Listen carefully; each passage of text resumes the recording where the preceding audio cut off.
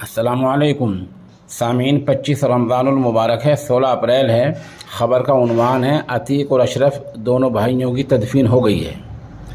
अतीक के 2 बेटे और अशरफ की 2 बेटियां कब्रिस्तान में मौजूद रही हैं। कुछ करीबी रिश्तेदार मौजूद रहे हैं। ख़बर में बताया गया है कि प्रयागराज इलाहाबाद के कसारी मसारी कब्रिस्तान में आज दोनों की तदफीन हो गई है। आपको पता ही है कि 24 घंटे पहले अतीक और अशरफ दोनों भाइयों को पुलिस कस्टडी में कैमरे के सामने गोलियां मारी गई थी। ये पहला कत्ल है ऐसा, बरसों बाद ऐसा सुनने में और देखने में आ रहा है जहां कैमरे के सामने पुलिस की हिफाजत में और पुलिस टीम की कस्टडी में इस तरह गोली मार दी गई हो। पोस्टमार्टम रिपोर्ट में बताया गया है कि अतीक को 8 गोलियां लगी हैं और अशरफ को 5 गोलियां लगी हैं। गोलियां बिल्कुल नज़दीक से मारी गई थी। पुलिस कस्टडी में 1 गोली सर में, 1 गर्दन में, 1 सीने में और 1 कमर में कैसे लगी है।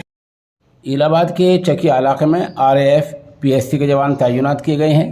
4000 तो कांस्टेबल हैं जो पूरे मामले की निगरानी कर रहे हैं। यूपी के तमाम 75 ज़िलों में दफ़ा 144 नाफिज की गई है।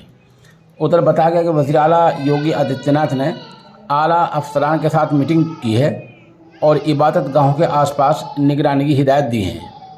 इस पूरे मामले की जांच के लिए एक कमेटी बनाई गई है जिसकी क़यादत रिटायर्ड जज करेंगे। अब कहा जा रहा है कि अतीक और अशरफ के कातिलों मोहित उर्फ सनी और लवलेश तिवारी और अरुण मौर्य को कत्ल के लिए पैसे दिए गए थे। बहरहाल अभी तक इतनी खबर है कि दोनों भाइयों की आज तदफीन अमल में आ गई है। जैसे जैसे खबर अपडेट होती रहेगी हम आपको इंशाल्लाह उससे मुत्तला करेंगे।